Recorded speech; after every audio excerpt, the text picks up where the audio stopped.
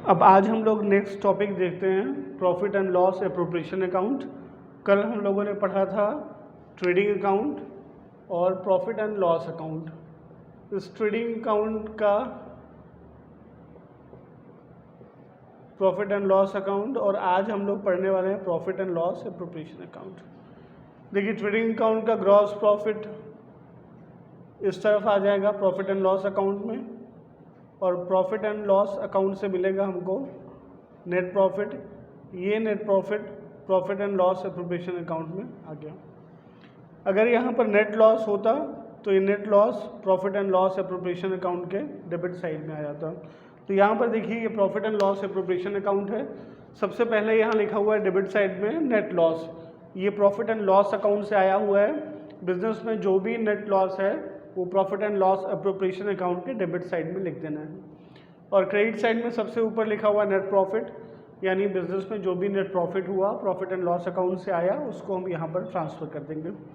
अब ये profit and loss appropriation account बिल्कुल नया है आपके लिए, आप फर्स्ट टाइम देख रहे हैं। ये प्रॉफिट एंड लॉस एप्रोप्रिएशन का मतलब है कि जो भी बिजनेस का नेट प्रॉफिट अभी तक हुआ है, इस नेट प्रॉफिट में से अब जो भी पे करना है वो पार्टनर्स को पे करना है। मैंने आपको डे 1 बताया था कि जितने भी पार्टनर्स से रिलेटेड एक्सपेंस या इनकम होंगे, सिर्फ वही चीज़ें profit and loss appropriation account में आएंगी। इसके अलावा कोई भी एक्सपेंस या कोई भी इनकम पीएल एप्रोप्रिएशन अकाउंट में नहीं आएगा। सिर्फ वही एक्सपेंसेस या वही इनकम पीएल एप्रोप्रिएशन अकाउंट में आएगा जो पार्टनर से रिलेटेड है। अगर वो पार्टनर से रिलेटेड नहीं है तो वो पीएल एप्रोप्रिएशन अकाउंट में नहीं आएगा। एक बार जब आपने नेट प्रॉफिट फाइंड कर लिया तो नेट प्रॉफिट फाइंड करने के बाद उसमें से प्रॉफिट का या लॉस का एप्रोप्रिएशन करना है अमंग द पार्टनर्स। ठीक है, तो अब देखते हैं यहाँ पर जो भी चीज़ें लिखी हुई हैं वो सब पार्टनर्स को पे कर रहे हैं हम। पार्टनर्स के अलावा आउटसाइडर के साथ कोई भी एलोकेशन प्रॉफिट का नहीं करना है नेट प्रॉफिट फाइंड करने के बाद। अब पार्टनर से रिलेटेड क्या एक्सपेंस हो सकते हैं पार्टनरशिप फर्म में? देखिए, सबसे पहले यहाँ लिखा हुआ है इंटरेस्ट ऑन कैपिटल। इसमें हमने एज्यूम किया है कि दो पार्टनर्स हैं हमारे बिजनेस में, वो पार्टनर्स हैं ए और बी। तो इन दोनों का जो भी कैपिटल होगा उस पर हम इंटरेस्ट चार्ज करेंगे। उसके लिए यहाँ पर लिखा हुआ है इंटरेस्ट ऑन कैपिटल। अब इंटरेस्ट कैपिटल पर फर्म पे करता है पार्टनर्स को, तो फर्म के लिए ये हो गया एक्सपेंस और पार्टनर्स को मिल रहा है, पार्टनर के लिए इनकम है। लेकिन हम ये जो अकाउंट बना रहे हैं पीएल एप्रोप्रिएशन अकाउंट, ये फर्म की बुक में बन रहा है, फर्म के लिए एक्सपेंस है। इसके लिए इंटरेस्ट ऑन कैपिटल अकाउंट को पीएल एप्रोप्रिएशन अकाउंट के डेबिट साइड में लिख रहे हैं। इंटरेस्ट कैसे कैलकुलेट करना है उस पर हम बाद में डिस्कशन करेंगे। जो भी इंटरेस्ट आएगा, जितने भी पार्टनर्स हैं उनका नाम लिख के इंटरेस्ट का अमाउंट आपको डेबिट साइड में लिख देना है।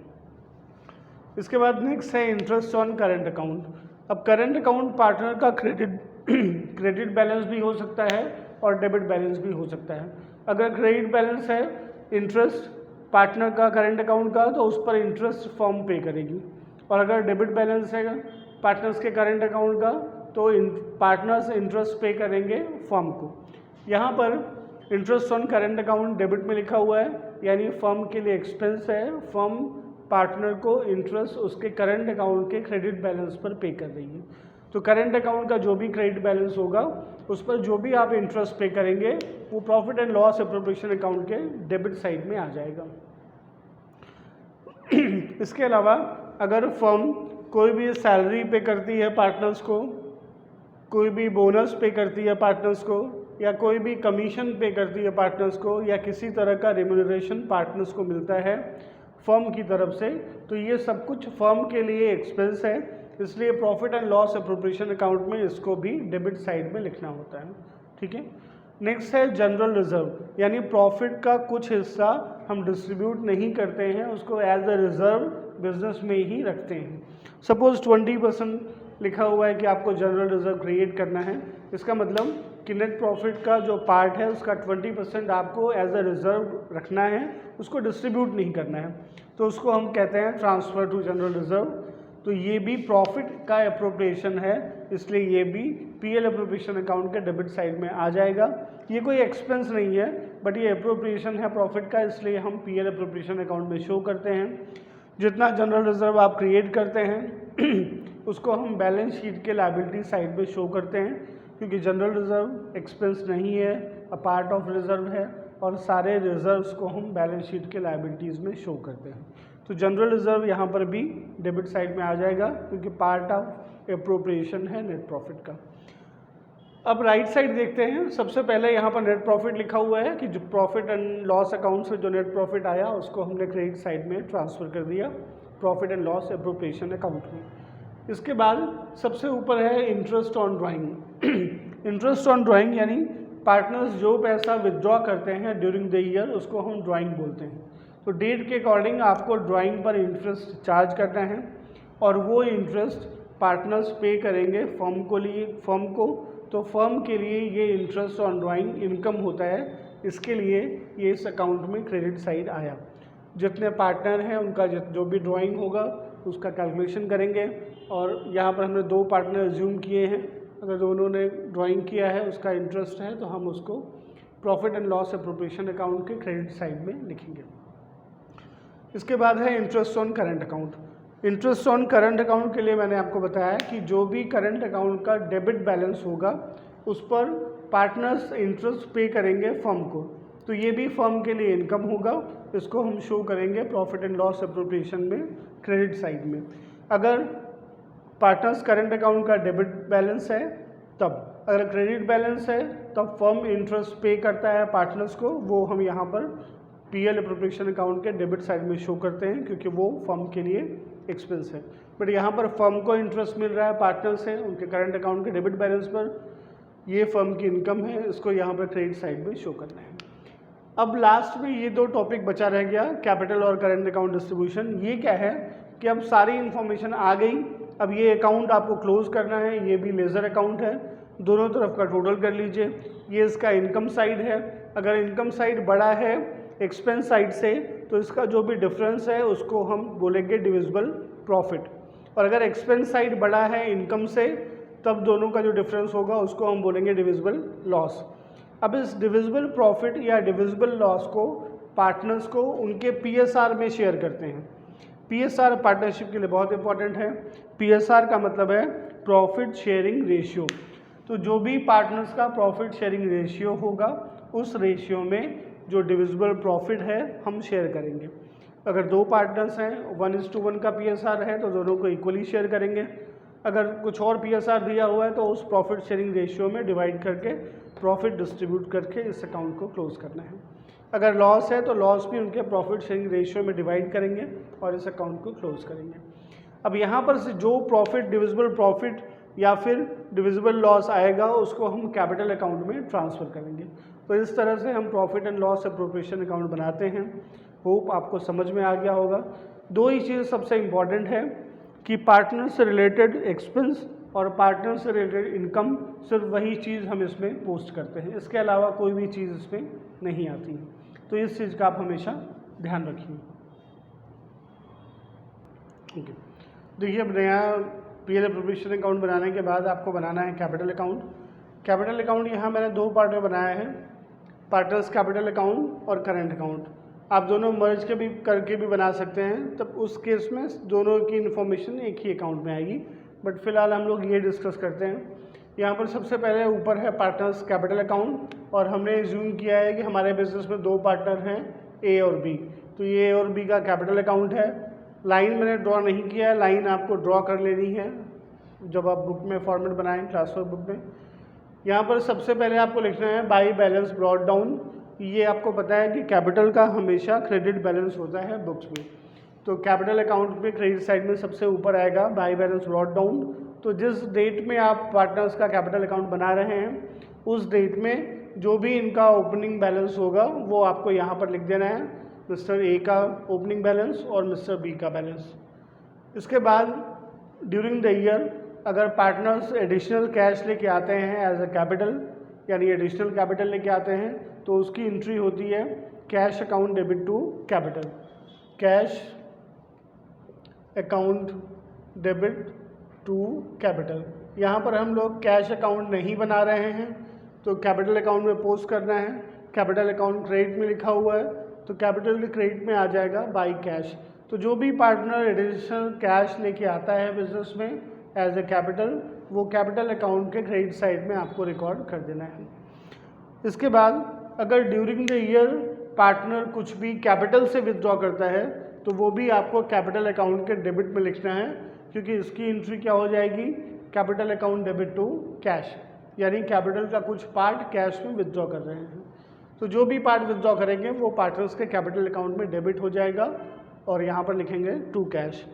Eight the end of year आपको ये लेजर अकाउंट क्लोज करना है, इधर का आपको टोटल करना है, उसमें से इधर का टोटल माइनस करना है और जो डिफरेंस बचेगा वो आपको नीचे लिख देना है। इसको बोलते हैं हम बैलेंस कैरीड डाउन, यानी आज की डेट में कैपिटल अकाउंट का क्लोजिंग बैलेंस क्या है।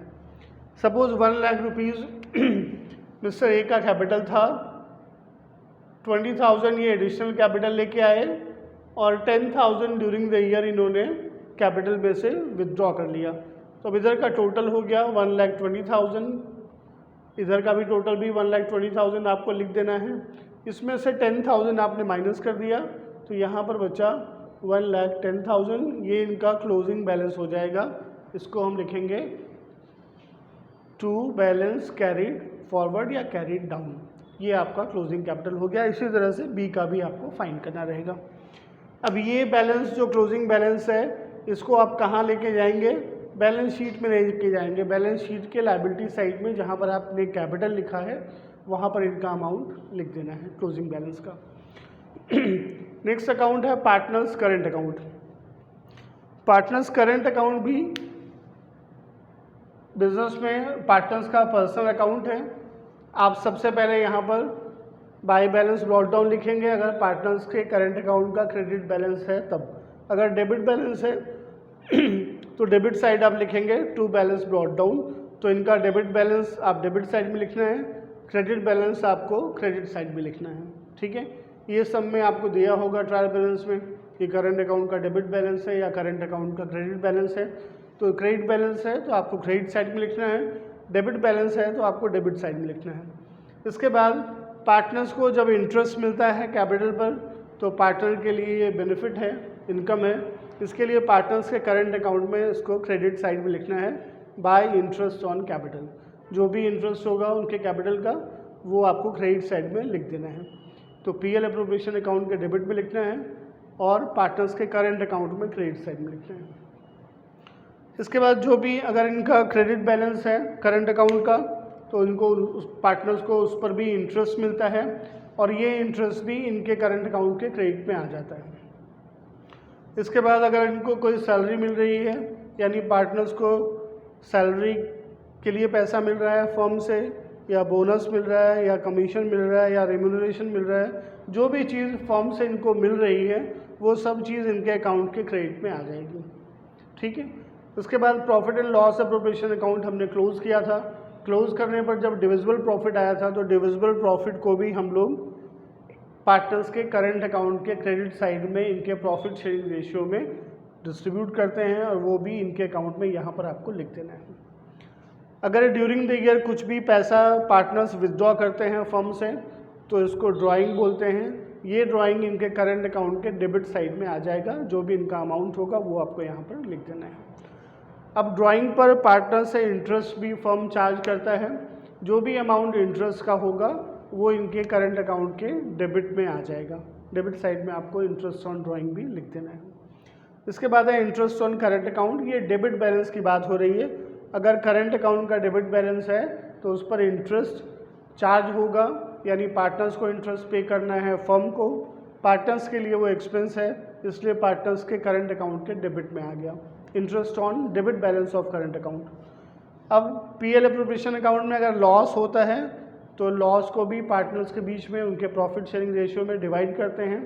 तो ये डिविजिबल लॉस है, जितने पार्टनर्स हैं उनके शेयर में आपको लॉस डिवाइड करना है और यहाँ पर डेबिट साइड में लिखना है। ये सारा कुछ लिख लेने के बाद ये भी लेज़र अकाउंट है, इसको भी आपको क्लोज करना है। इधर का पूरा आप टोटल कर लीजिए, वो सेम टोटल यहाँ भी कर लीजिए, इन सभी चीज़ों को माइनस कर दीजिए। जो बचेगा रिमेनिंग अमाउंट उसको आप यहाँ पर लिख दीजिए, ए के कैपिटल में भी, ए के करंट अकाउंट में भी और बी के करंट अकाउंट में भी। इसको हम क्या लिखेंगे, टू बैलेंस कैरीड फॉरवर्ड। ये इनका करंट अकाउंट का क्लोजिंग बैलेंस हो गया। इसको भी हम बैलेंस शीट में ले जाएंगे और बैलेंस शीट में ले जाकर अगर डेबिट बैलेंस है तो असेट साइड में लिखेंगे, अगर क्रेडिट बैलेंस है तो बैलेंस शीट के लायबिलिटी साइड में शो करेंगे। तो इस तरह से आपको करंट अकाउंट का क्लोजिंग बैलेंस फाइंड कर लेना है। क्लोजिंग बैलेंस करंट अकाउंट का डेबिट भी हो सकता है और क्रेडिट भी हो सकता है, ठीक है। तो कोई भी साइड का टोटल बड़ा हो सकता है, आप देख लीजिए जिस साइड का टोटल बड़ा होगा वही टोटल दोनों साइड लिखेंगे और फिर डिफरेंस फाइंड करेंगे। अगर इस तरफ आ रहा है डिफरेंस, इसका मतलब है कि डेबिट बैलेंस है, और इस तरफ आ रहा है इसका मतलब है क्रेडिट बैलेंस है। उसके अकॉर्डिंग बैलेंस शीट में आप इसको पोस्ट करेंगे।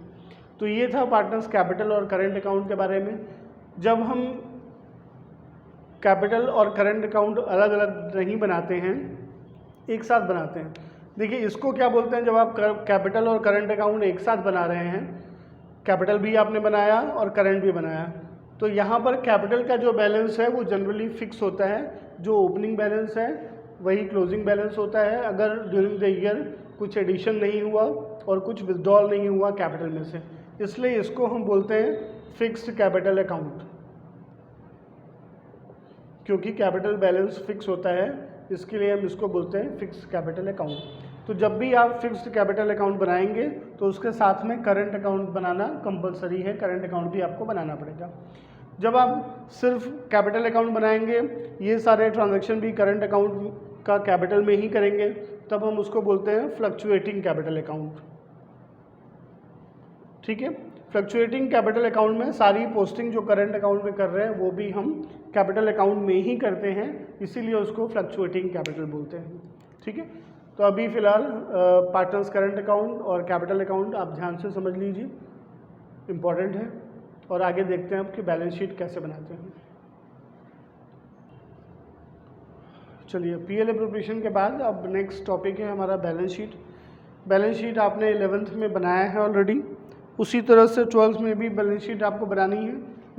यहाँ पर चेंज इतना ही है कि पार्टनर्स 2 हैं तो कैपिटल अकाउंट में चेंज आ जाएगा, बाकी सब कुछ जो असेट्स में आता था वही असेट्स है, जो लायबिलिटीज़ में आता था वही लायबिलिटी है। फिर भी हम लोग एक बार डिस्कस कर लेते हैं कि बैलेंस शीट में असेट्स और लायबिलिटीज़ में क्या आता है।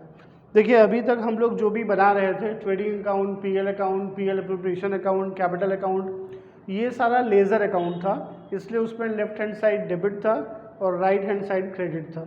लेकिन ये बैलेंस शीट को हम बोलते हैं फाइनेंशियल स्टेटमेंट, ये लेज़र अकाउंट नहीं होता है। इसके लिए राइट हैंड साइड में जो चीज़ें लिखी हुई हैं वो असेट हैं, इसलिए इसको हम बोलते हैं असेट साइड, और लेफ्ट हैंड साइड में जो लिखा हुआ है इसको हम बोलते हैं लायबिलिटी साइड, ठीक है। तो बैलेंस शीट में लेज़र अकाउंट नहीं है, ये स्टेटमेंट है, फाइनेंशियल स्टेटमेंट है।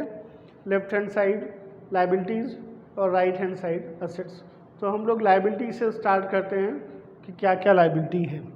तो बिजनेस में सबसे पहले इनका कैपिटल अकाउंट आएगा, लायबिलिटी साइड।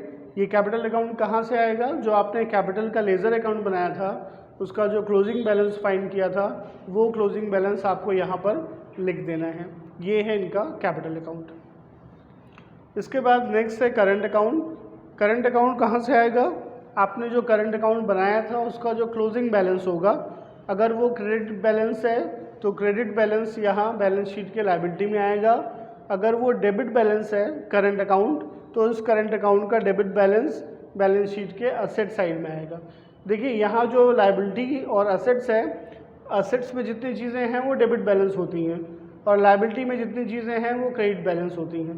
तो आपका करंट अकाउंट अगर क्रेडिट बैलेंस है तो आपको लायबिलिटीज़ में लिखना है, करंट अकाउंट का अगर डेबिट बैलेंस है तो वो आपको बैलेंस शीट के असेट साइड में लिखना है, ठीक है।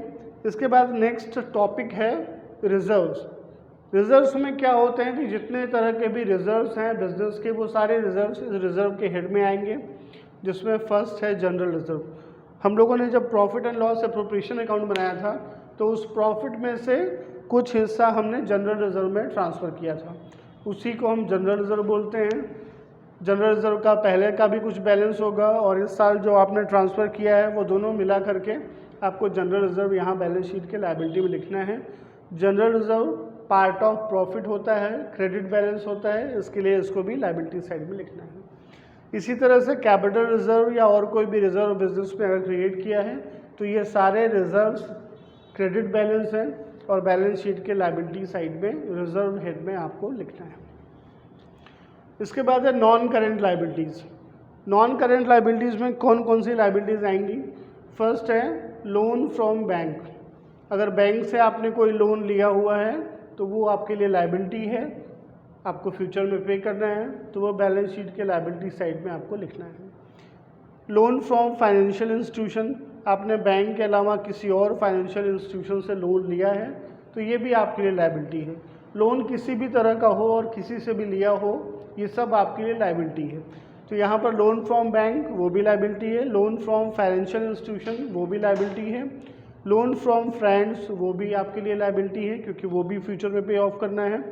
और लोन फ्रॉम पार्टनर, अगर इस ए और बी यहाँ बिजनेस में पार्टनर हैं, ए और बी में से कोई भी एक इंसान अगर फर्म को लोन देता है तो उसको हम बोलते हैं लोन फ्रॉम पार्टनर, यानी बिजनेस में जो पार्टनर है उसने ही बिजनेस को लोन दिया हुआ है, फर्म को लोन दिया हुआ है।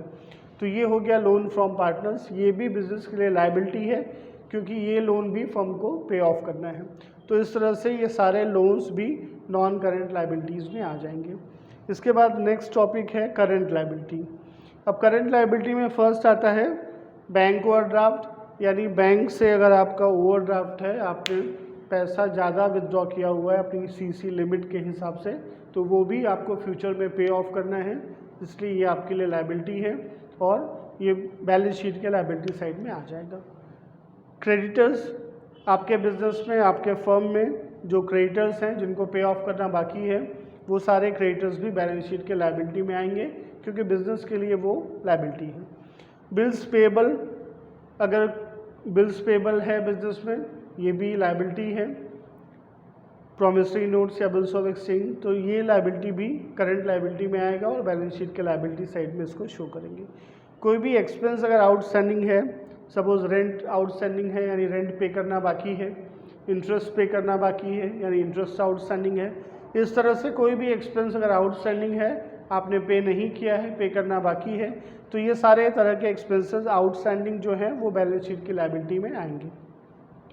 इनकम अक्रूड, यानी इनकम आपने एडवांस में रिसीव कर ली है, ठीक है, इनकम आपको मिलना बाकी है अगर, तो उसको बोलेंगे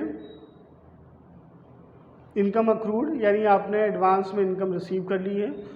जैसे किसी से आपने कमीशन एडवांस में ले लिया बट अभी उसका काम नहीं किया है, तो ये आपके लिए इनकम एडवांस हो गया। तो इस एडवांस इनकम भी जब तक काम उसका पूरा नहीं होता तब तक हमारे लिए लायबिलिटी है। तो इस तरह से कोई भी एडवांस इनकम अगर आपने ली है, अक्रूड इनकम ली है, तो वो आपके लिए लायबिलिटी है, बैलेंस शीट के लायबिलिटी में इसको शो करेंगे।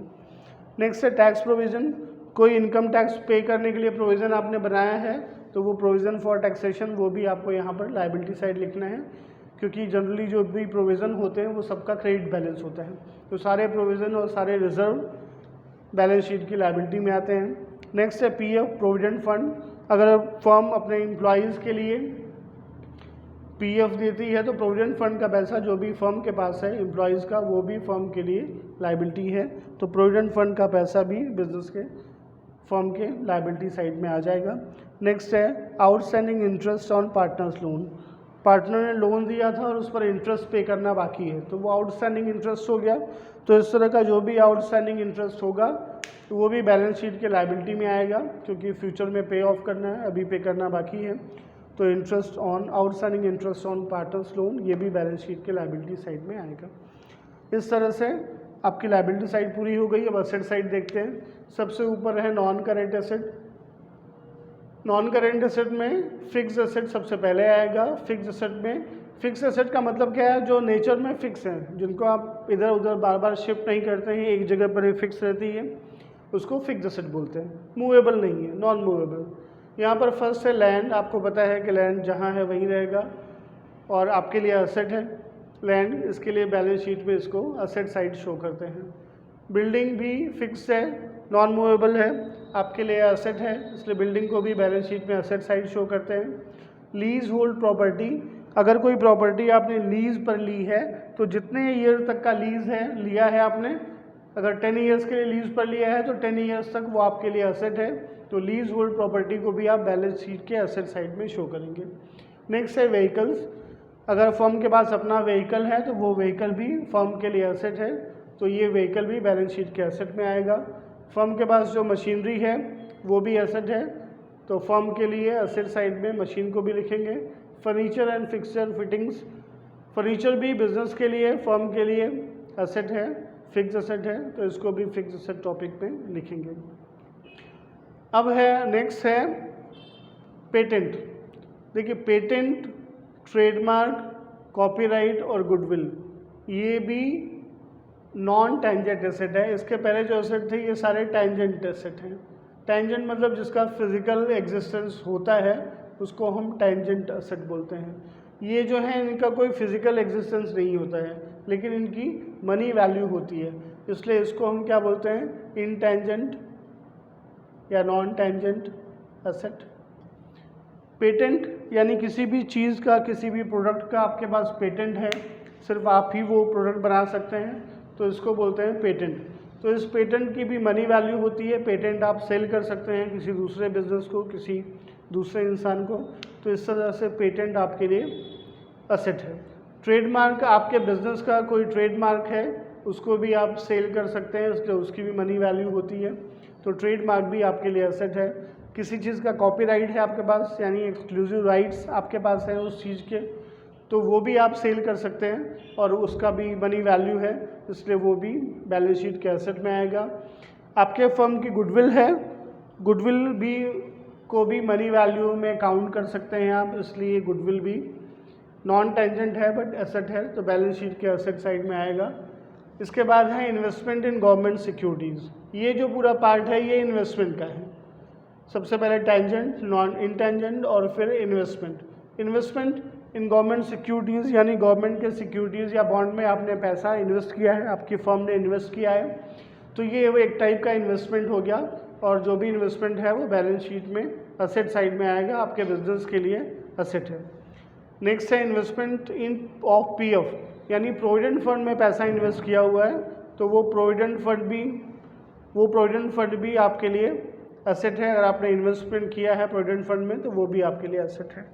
नेक्स्ट है डेफर्ड रेवेन्यू एक्सपेंस, यानी कोई भी ऐसा एक्सपेंस जो लॉन्ग टाइम चलने वाला है, तो जितने आपने 5 ईयर्स के लिए अगर डेफर्ड रेवेन्यू एक्सपेंस पे किया है, जैसे एडवर्टीजमेंट सस्पेंस, वो भी एसेट साइड आएगा जब तक आप उसे राइट ऑफ नहीं करते हैं। इसके बाद है करंट एसेट। करंट एसेट में फर्स्ट है क्लोजिंग स्टॉक, जो भी आपके बिजनेस का क्लोजिंग स्टॉक है उसको आप करंट एसेट में शो करेंगे। इसके बाद है डेटर्स, जिनसे पैसा लेना बाकी है आपको, वो आपके लिए डेटर्स हैं, और सारे डेटर्स आपके लिए एसेट हैं, बैलेंस शीट के एसेट साइड में आएंगे। कैश और बैंक बैलेंस भी एसेट होता है क्योंकि कैश में कन्वर्टेबल है, तो कैश और बैंक को भी करंट एसेट साइड में आपको लिखना है। इनकम ड्यू, कोई इनकम आपने अर्न की बट आपने रिसीव नहीं किया है, अभी इनकम ड्यू है, तो इस तरह की कोई भी इनकम ड्यू वो आपके करंट एसेट में आएगा।